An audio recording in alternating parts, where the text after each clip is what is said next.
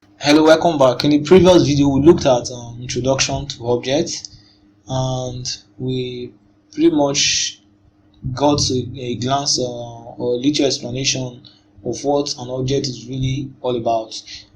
We saw how class serves as a container for an object. So, a an object is more like an instance of the class. So when we have instance method and instance variable in the class, you discover that you won't be able to use those instance members of the class unless you create an object of that class. So that is what we pretty much did here. We were not able to use the instance variable, which is age or the gender or any of them in the class, except when we created an object which is an instance of the class. The object is not necessarily part of the class. In an essence, the class is just a container for what the object is going to be holding. Now we have two objects created right here, and these two objects that we tested for their memory location, they are in different locations because they are different objects. So when we create an object with a new keyword, it stores the value of the object. It stores whatsoever is inside the object in a memory location, in a new memory location. So if I create another variable of type players to point to a new object, it's going to store that object inside of another location in our memory. Now in our players the Java class, the instance method we have defined here are just the instant variables have a constant value. So does it mean that each player object we created is going to have the same name, the same age, or the same gender? That is not really practical in real application, in real life. So imagine you are in a multi-dimensional game, multi-participant game, multiplayer game. You and your opponent, or perhaps you and your teammate, does not have the same name. You have different name, and you would want to use your own name and not a particular predefined name that have been given by the program itself, by the game programmers themselves. So you want to be able to customize it, and you want to be able to differentiate your personality from your opponent's personality, or perhaps your colleague's personality, let me put it that way, or your partner's personality. You want to be able to differentiate. How do you differentiate? It's through these variables that are being stored in each of the objects that you'll be able to differentiate. Imagine you have a female counterpart or a female partner. So that female partner has a gender of female and not male. So this is where we have to use constructor to play around things. Though even without the constructor, there's a way we can also call players.to, and we can change the values of players, or the values that are stored in the variable, by saying players.age equals to 72, and we can say players.gender equals to gender.female. So we have an error. I have to import okay, I have to make gender public at first. So if I don't make gender public, I guess it won't work. So when I move over to my players class, we have public in gender, and we have an error. This is because we have to create a file for it. So automatically IntelliJ has created it for us already. So we don't have the gender enum type here again. We now have it inside of his own file with the .java extension, and we just have the female and the male values defined inside of it already. So as you can see, we've directly changed the values inside of it. But how about we want to do this when immediately the player is coming into the game? immediately a new player object is created, we don't have to now start at coding this stuff. So that's where we have constructor. Constructor is what I'll be defining in a jiffy, but let me explain that this definition of a new object is making use of what is known as a constructor. By default, every class has a default constructor, and this is just the constructor.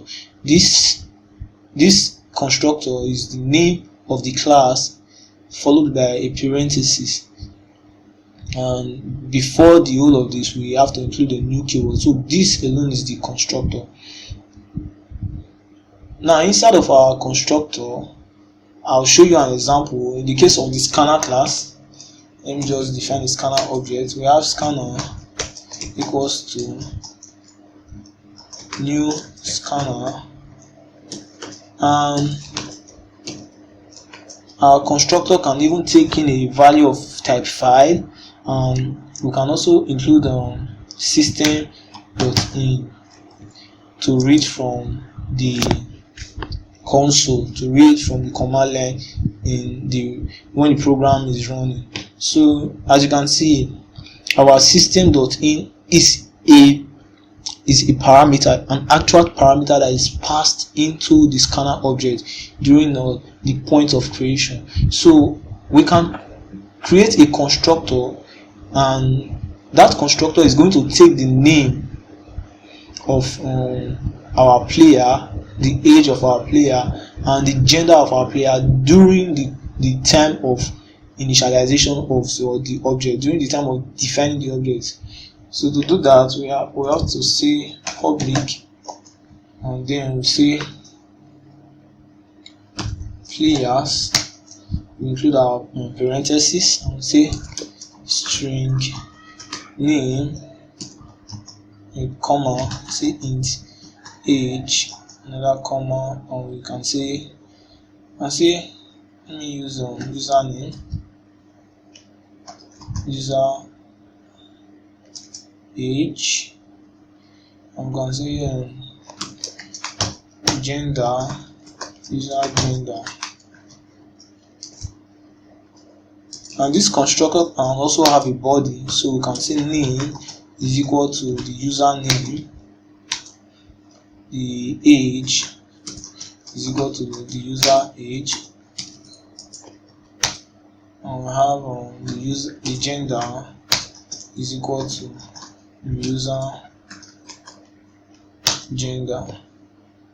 So right now you can see I've defined a constructor already for the players class. So anytime I'm going to create an object of type player, I have to include the whole of these parameters. I have to pass them into the constructor object, into the constructor instance.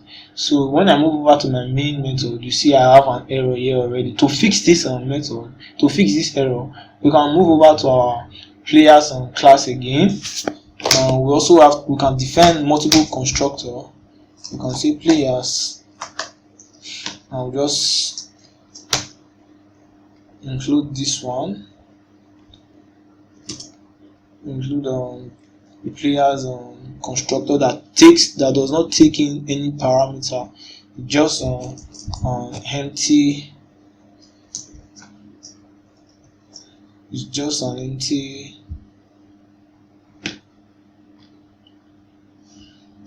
constructor, so it does not take in any value as parameter in the construction of the object.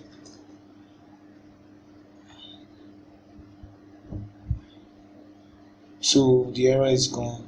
So that is how you can have multiple constructors for your object. So I can now go ahead and say for the very first players object creation, and create Johnson as name, and Johnson has an age of 18, and Johnson is male. You can say gender dot male. Recall that is an enum type, so we have to first of all specify the name of the enum followed by the period before the value. Now we can do the same for player 2. So say Henry has an age of 22 and is a male too. So as you can see, we have 2 player objects created, and these 2 different player objects have their different name, their different age, and also their gender. So that is pretty much it on object constructor and object construction. You can also go ahead and create another constructor that takes in just two of these values. Now I have admin, I have 12, and I have gender.male. So if I create an object of type players without passing with this constructor that does not take in any argument as parameter, then the initial values of this variable will be admin, 12, and gender.male. Let's check it out. So I'll create a new players object. We need to remove the whole of this stuff. I'll say players player equals to new players. Right here I'll just say player dot name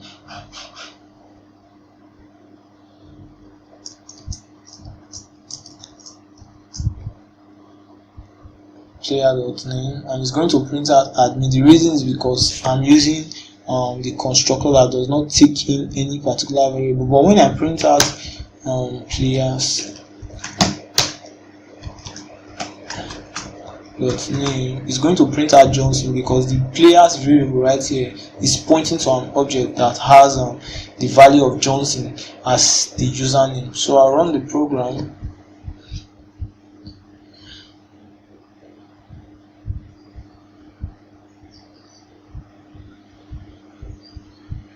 And voila, we have admin and we have Johnson printed out. So I've given these fields, which are name, age, and gender, a default value. However, when we construct a new object of type players using the constructor that takes in this argument as parameter, then inside the constructor body we change these values. Then whatsoever the object takes in as this value will become the default field of that object.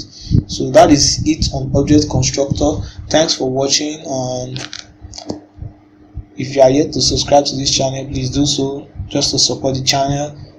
Click on the notification bell icon and also smash the like button. Thank you, and I'll catch you in the next one.